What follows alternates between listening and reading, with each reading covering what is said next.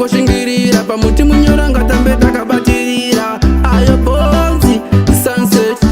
bimon class jateri mwari sei life yangu yakasarira zvakanaka zvevamwe dai mandiitira ndidi kupona nezvinhu zvekukumbira kuchave simba rangu ndobva ndinoshuwira mwari sei life yangu yakasarira zvakanaka zvevamwe dai mandiitira ndidi kupona nezvinhu zvekukumbira zvikazve simba rangu ndozvandoshuwira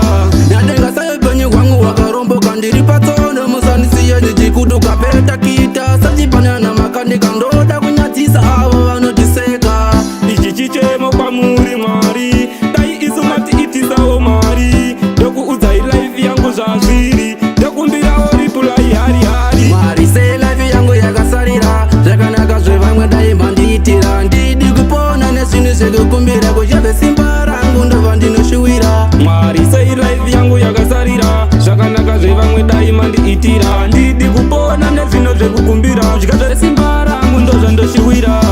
handichadi kushanduko dzezvironda chinjaya life yangu kunge kalenda tave nenharo sekingi avenda tikaita mari kavatapa kutenda chandinoziva upenyu haufanane asi mwari apa itai zvifanane pakaipa imi itai ndione wei yangava ini handichaikone mwari sei life yangu yakasarira zvakanaka zvevamwe dai mandiitira ndidi kupona nezvinhu zvekukumbira kuchave simba rangu ndobva ndinoshuwira mwari sei life yangu yakasarira zvakanaka zvevamwe dai mandiitira ndidi kupona nezvinhu zvekukumbira zvikazve simba rangu ndozvandoshuwira natenga sai upenyu hwangu hwakaromboka ndiri patsono musandisiye ndichikuduka petakita sachipanana makanika ndoda kunyadzisa avo vanotiseka ichi chichemo kwamuri mwari dai isu matiitisawo mari ndokuudzai life yangu zvazviri ndokumbirawo ripulai hari hari mwari sei life yangu yakasarira zvakanaka zvevamwe dai mandiitira ndidi kupona nezvinhu zvekukumbira kuchave simba rangu ndobva ndinoshuwira mwari sei life yangu yakasarira zvakanaka zvevamwe dai mandiitira ndidi kupona nezvinhu zvekukumbira zvikazve simba rangu ndozvandoshuwira